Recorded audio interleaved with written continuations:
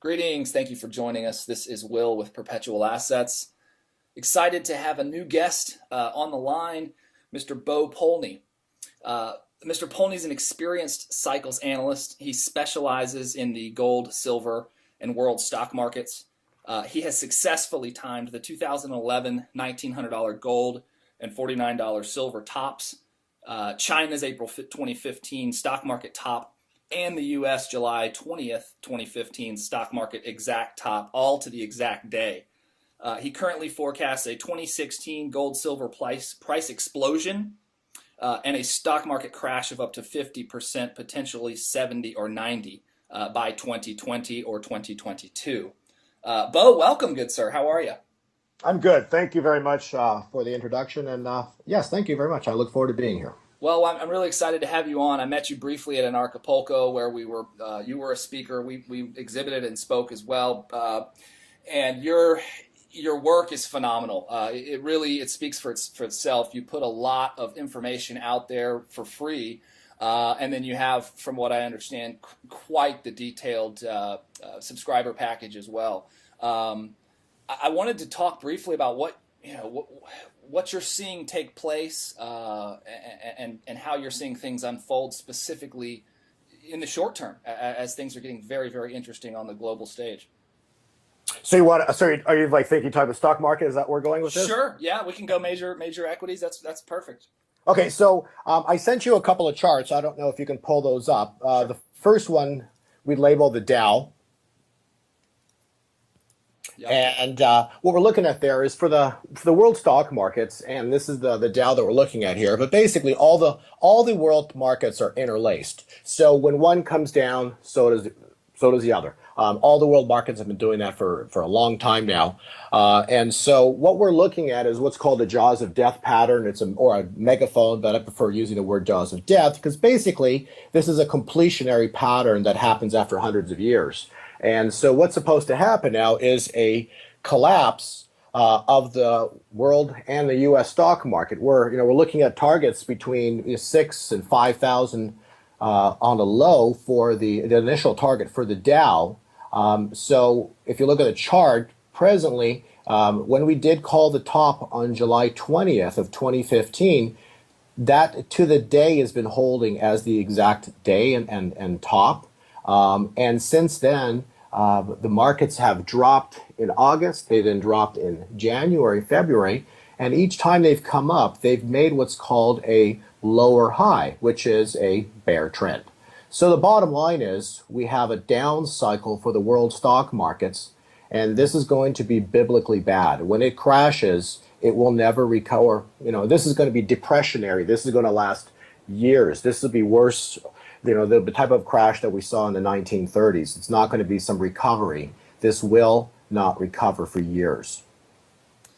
Yeah, it's and those of us that are, dare I use the word awake, that are looking at what's going on, studying things in the world, looking at the sheer monetary madness, the amount of monetary creation that has taken place globally, not just in U.S. dollars, but in every currency imaginable.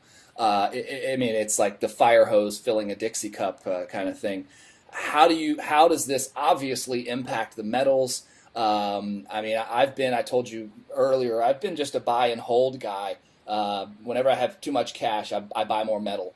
I'm not a trader, but I think I know the end game here. The monetary system looks like it's going to collapse, and the metals look like really the no-brainer place to be. How does that play into your work and what you see specifically in cycle work?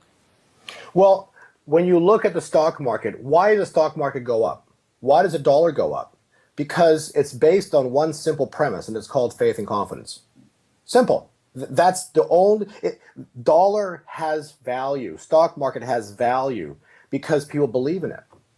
Okay, the moment you don't believe in it, or you lose faith in it, or the faith wobbles, okay, in the stock market or in the dollar, what happens is people always flee and they run to the one asset class that's been around for 5,000 years. That's gold and silver, period.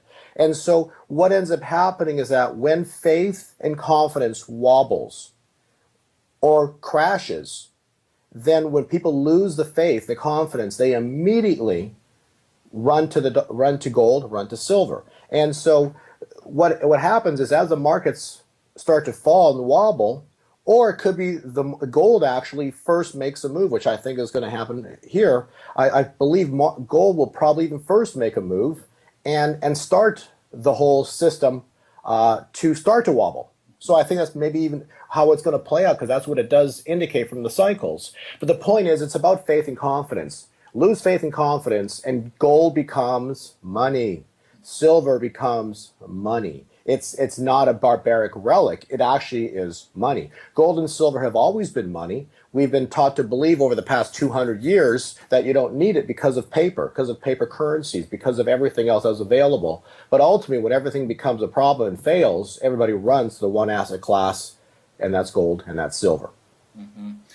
It's true. And looking at present day relative valuations of gold and silver versus 2,000 years ago versus 5,000 years ago, it's a bit stunning, isn't it? It really supports your suggestion that we're going to see a massive explosion in price. Absolutely. If you don't mind, I sent you another chart on gold. So let's look at it. Okay. Mm-hmm. So when I was in Vancouver, I spoke at Cambridge House, and I basically said at the very end, I think it was the 28th of January, we were looking for a vertical move to begin on gold. Well, it happened exactly as forecast.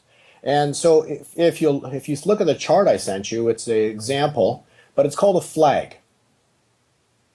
Okay, so you look at that low, there's like a light blue shaded area. Well, that low was in January. And what happened? Well, it worked its way all the way up to point number 1, which was in February into March. Okay, so it topped out and it paused. So everybody has been talking about gold going back down. It's going to go back to the new lows again, or it's going to go to 700 or 1,000. It's going to go to 1,100. I've written to all my subscribers that you're never going to see 1,100 again. And the reason is because all that's happening is you've got, if you look at that chart again, it's a flag formation. So what it does, it goes up and down, up and down. It's a spring. Okay? It's a spring consolidating. And all that does is that spring and then explodes. Okay? So there's no such thing as gold's going to go to new lows or going to go down, because when it did go to point number 1, this is key. This is what everybody misses. When it hit point number 1, it took out something that was incredible. It took out the 600-day moving average. So what that means from a technical term is when the market trades above a 600-day moving average, if you look at gold, for example, it hasn't been up there for 5 years. Okay, it took it out and stayed above it. I did an interview at that time with Greg Hunter, and I said it's blue skies for gold. It's never going to go down again. And all that's happened is it actually went higher, and then it traded within a range between 1280 and 1215, I think. And so it was range bound, but that's the flag. And once the flag then moves back up, it's going to go to new, incredibly new highs once point 7 breaks. But the key is number 1, breaking the 600-day moving average. All it did was, and it dropped. Each one of those drops, all it did is came back and tested the 600-day moving average. So the 600-day moving average became support. And so once you take it out, a line that was resistance becomes support. And that's basically a technical way of understanding, what happened when that occurred. And so gold is in a bull market. And when we did the interview with Future Money Trends on December 3rd, intentionally, because we knew that was a cyclical low date, we were the only ones in the world that called the low on gold to the exact date. And it was at $1,045. No one else did it. And no one believed us.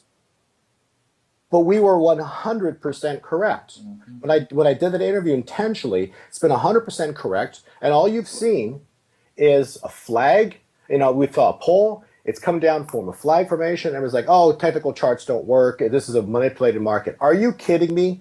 People don't understand. Nothing's broken. All the manipulation in the world, all it does is create perfect charts. Mm-hmm. That's all it does. They play into all the manipulations, created this beautiful chart. If you look to the next chart, there's gold. Okay. Well, there is your flag. There is your pennant. There is your bull flag formation. And this is as of the end of March.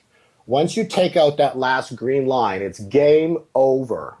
All the bears are going to get squeezed like they've never been squeezed before, and they're going to experience what happens when you short God's money. Gold is going to go vertical. Very interesting. Yeah, I mean this that low of 1045. I mean, looking at this chart, it's incredible. I mean, you planned an interview, you called it for that exact day, and then look at the flag formation that's taken place since then. So the bears that are out there, and some of which might even actually be bulls, they're just short-term bearish. You think they're wrong that this is the year? I mean, very shortly, and based on this flag formation, how much time could we have left for this thing to complete? There is no time left. Right. Yeah. We're My subscribers know exactly where I'm at and the timing on this. So we've got the timing into the top, and it's pretty exciting. Well, I'm glad you mentioned about manipulation, because that is one of the first objections to chart analysis is, oh, everything's so manipulated, specifically the metals, especially the metals. How can you rely on charts? Well, the manipulation builds the charts, does it not? What specifically in your models makes the coming crash, market crashes, different than those of recent decades? And it seems like the Fed is out of bullets. There's not going to be another TARP bailout per se. It seems like it would coincide with actual geopolitical things taking place. I've got multiple videos on my website. I've made a few of them, and I basically talk about biblical cycles. But long term, it goes back to what's called the monetary cycle of 1764. And it's like, oh, okay, that was so long ago. Well, yeah, but remember, cycle's been going on for 5,000 years. So what is a cycle? It's a wave. Go watch the ocean, okay? There's like wave after wave. There's little waves, big. They're waves. Waves are everywhere. Light's a wave. Sound's a wave. Everything is a wave. Everything. And so markets are nothing but waves, okay? And so going back to 1764, every 21 years, there has been a cycle low on the stock market, okay, on the world market. There's been a monetary issue. Or you can forget the 21 years. You can do it every 42 years. Every 42 years since 1764, since the Currency Act was enacted, there's been a crash low.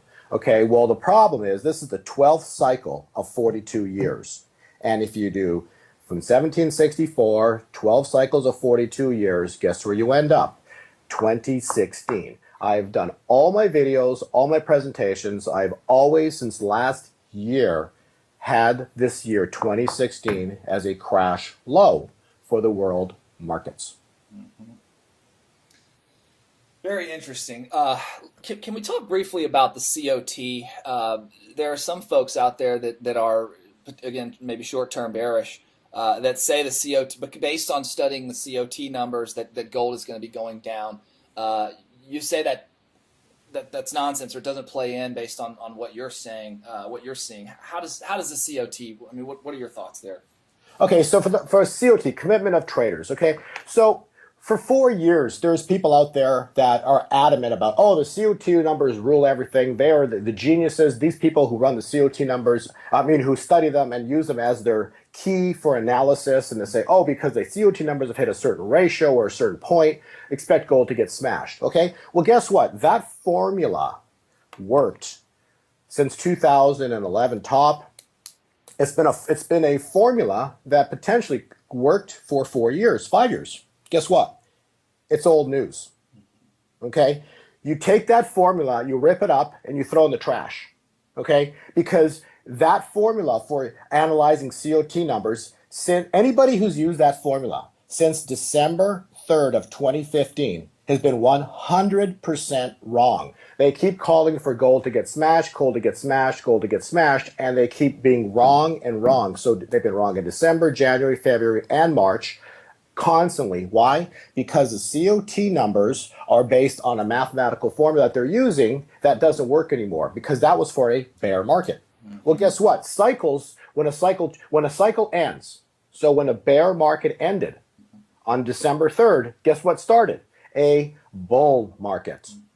So now we're in a bull market in gold. So everything they used for a bear market doesn't work anymore. You throw in the trash, and now we're in a bull market. Okay, and so those people who are adamant about, they're right, the gold is going to go down, and they keep looking at sentiment and the COT numbers, they've been nothing but wrong, and they will continue to be wrong. And now, if people listen to these people, what's about to happen is a vertical move in gold. Well, now they're about to be proven 1,000% wrong, because and what's going to happen? This is the worst part. The people that listen to them missed the greatest opportunity to get in on these prices in gold, because they didn't believe, and they were looking for lower prices. And instead, they missed one of the greatest trades in history.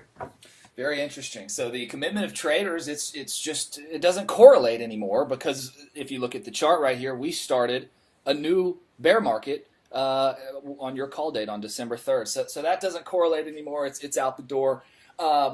I wanted to ask you that, what do you say to the folks out there that might say, careful with gold only because central banks of the world are hoarding it. They're the very ones that manipulate the markets. So be careful. They may just continue to use their gold hoards to further manipulate the price of gold.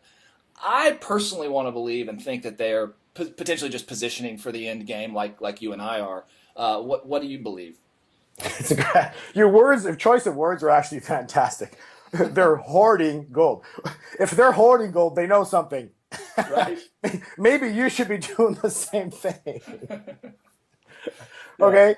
Yes, they know something. But the charts are telling us what's coming. Okay. And so they're hoarding it. The charts are telling us what's coming. And the bottom line is, I'd be hoarding with the banks if I was, if you want to be smart about it. Yeah, in this regard, it's not so counterintuitive for them to bet against their fiat. I mean, essentially, that's what they're betting against their own shell game. But it's collapsing. I mean, look at it; it's falling apart. That's correct. Well, good sir, it has been. Your information is fantastic. I've just sort of scratched the surface here. We'll of course have links to your website, gold2020forecast.com. Bo's got a lot of information on there, and he's got some subscriptions as well, where for folks that really want to stay dialed in the know, day to day kind of thing, you can do so. Anything else you want to leave listeners with? Safe travels, by the way. I think you're headed off to Asia here in a day or two. Yeah, I'll be speaking in Singapore at the Asia conference. But aside from that, honestly, I really think that these are critical times. I think people need to own gold. I think they need to own gold. They need to hold silver, their real money. And if just whatever piece of the pie of your portfolio, I think. But if you have some, in your possession, keyword is possession. I think you're making a very smart move for yourself and your family. And I wish everybody well, and God bless. Well, thanks again, my good friend. Appreciate the work, and hopefully we'll see some fireworks. And love to have you back on in the event that we do or we don't, either way. Thank you very much, Will. Thanks a lot, Bo. Take care.